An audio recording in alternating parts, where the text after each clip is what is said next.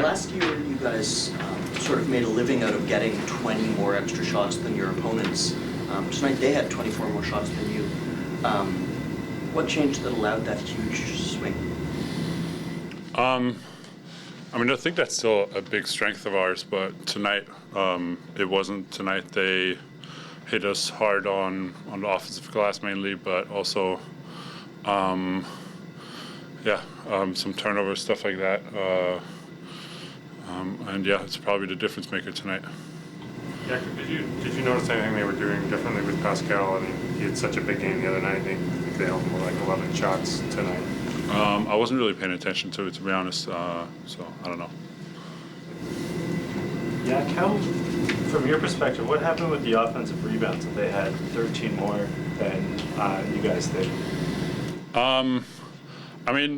You could tell it was a point of emphasis for them. They were crashing hard. I think there was some unfortunate bounces as well, but for the most part, I think we just needed to do a better job helping each other out in the offensive glass. I think it's a little bit on everybody, especially with those long rebounds after the many threes that they shot. Got to be ready for those if they're pick and roll situations. We all just got to help each other out in the offensive glass. Darko mentioned communication again in terms of the defense. I mean, I know that's something that you guys have been emphasizing, and it sounds like it had been much better over the last few games. It's sort of frustrating that it's kind of gone up and down for some. To be honest, I think the communication issues, I think that was mainly during our switches where we kind of got confused with slip outs and stuff, and those actions are tough to guard, especially with guys that can shoot it from deep, have quick triggers. There's really no room for error there. So we got to put into some tough spots, and I guess we just needed to execute those situations better. What's when Trae Young's trying to pull you out? What's the right way for you guys or you as a team to defend that when you're involved in the action? With me? Either with you or with the help or whatever, communicating. It depends on the specific situation. If I get switched on him for whatever reason, probably gonna try my best to guard him. I'm gonna stay up, not allowing him to take a three. Probably try and get him into the paint and gotta have rotations behind it. Like I said, it depends on the specific situation. Different they did defensively in terms of adjustments, one game to the next. I think they was really trying to seek out. They fix up those mismatches that we try to seek out, things that we try to take advantage of. I think they played that a little bit differently. So I think they adjusted their game plan a little bit. Would they switch earlier to make sure, kind of pre-switch? To make sure yeah, really. That's really what it was, pre-switching, getting them out, trying to get the taller defenders on our bigger players. So I think they did a good adjustment to that. We also didn't come out and play fast like we been doing recently. Playing fast, playing with pace. We didn't really execute to a high level as we usually do. Is it hard to do that when, offensive rebounds become such a big issue that you're always concerned about, getting on the glass and therefore you can't get into the offense? That was one of our emphasis, that they were a good offensive rebounding team. They sent a lot of guys to the glass, but, we knew we needed to box out. But even if, they got some offensive rebounds, we still could have took advantage of that, getting the ball in the net and playing the right way, playing in transition, getting the party started early. Darko and Yak both mentioned communication on defense, again being an issue tonight. From your perspective, was it better or worse than Wednesday? I think we contained the ball better. We didn't allow them to get those easy slip-out threes, allow them to get easy going downhill looks. We definitely made it tougher, I think, today. I feel like our communication was off. It was off. They got a lot of easy threes where they was just coming down, walking down to threes, slipping out to threes, miscommunication with the bigs rolling. with our switches and things like that. So, we just got to tighten those things up. That was the main difference. They was getting a lot of easy ones tonight. Wide open threes, some rolls that we just got to figure that out and help each other out there on the floor. Darko, you guys didn't play with very much pace all night. What do you think was behind that? We did not play with pace. Yeah, but you know what? They got 16 offensive rebounds for 24 points, second chance points. It's hard to have any pace when they have so many opportunities there. We got to the free throw line quite a bit, with 25 times to the free throw line. We missed 11 free throws tonight. So it's hard to play that way, to create that pace on offensive end. In order to play with pace, you gotta get stops and you gotta get rebounds. And we did not do a good enough job tonight with that. What did you see from Trey in the second half? Should have went off a little bit. He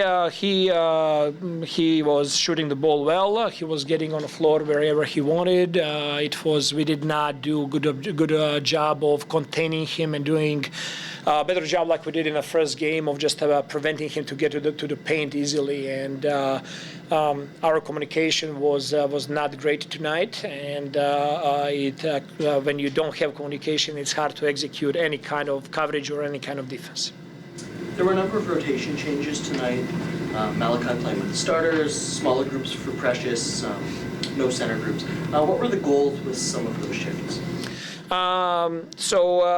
Tonight we wanted to match Dennis minutes with Trae Young. I thought in the game 48 hours ago that he did a solid job on him defensively, and we wanted to match his minutes and his sub pattern there, and that tweaked our rotations there as well. And it was also a good opportunity for us to see what it looks like, what the lineups with Dennis in the second unit look like, what Malachi looks with the starters there, what Scottie looks playing some different minutes there. So just continuing to learn our team. And also at the end of the game, I went to a really small lineup, just trying to potentially give us a chance to get back in the game.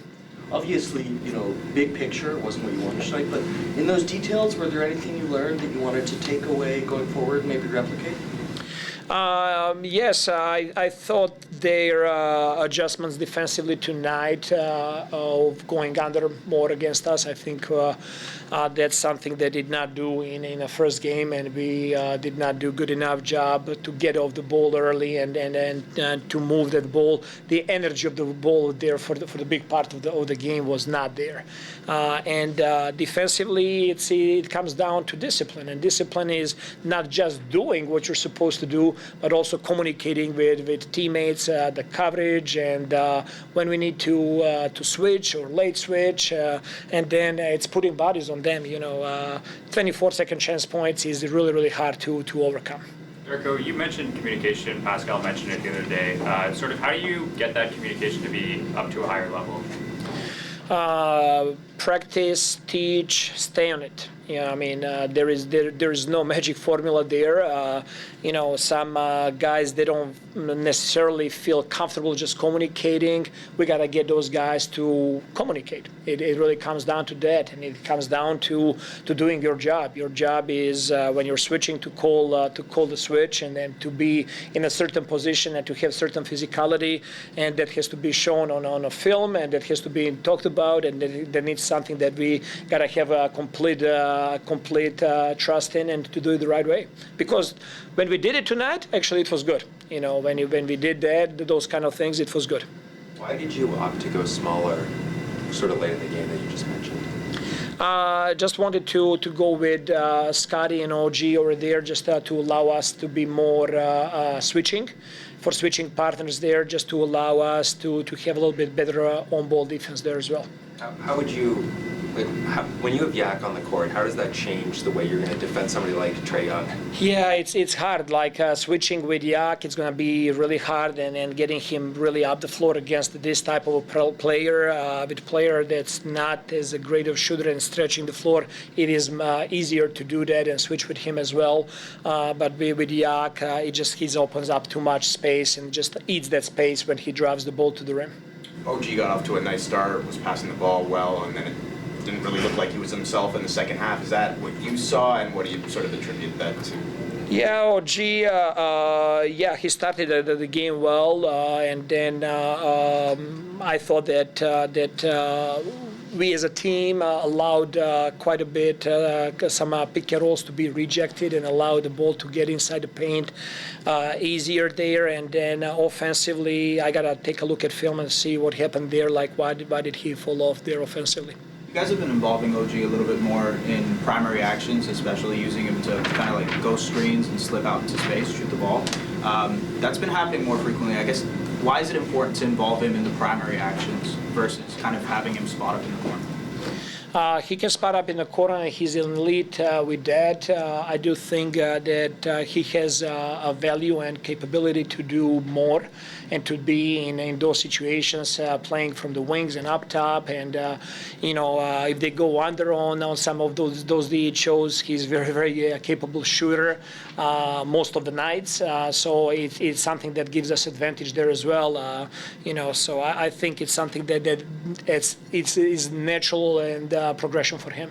Darko, I mean, maybe you touched on this, but there are 16 offensive rebounds. How much of it is that them collapsing the paint and then people are scrambling to help and not boxing out? I mean, it was one of the most important game plan tasks for us. We know that they're doing a really good job of crashing boards and sending multiple people there. Because of the huge number of threes that they take as a team, a lot of times those rebounds are coming out of the rebounding area, and that's why for them it makes sense to send multiple people for offensive glass. And as much as we did better job in game one, tonight we did not do it, and it just gave them life. Take a look at rebounds there, second chance points, and free throw line difference. Like with everything else, we can kind of like live, but those were the main two things for us. I mean, is there any point in like bringing up the free throws to the team? I mean, obviously, I'm sure they work on them. It's important. Yeah, there's multiple games where you guys are basically 50% of them. Whenever time when you have a chance, we're doing it in practice. We're trying to get guys to the free throw line, multiple players, whole team together. We're trying to practice it and like to put the pressure on the importance of those as well. And we're just like one game we're okay, next game we drop off.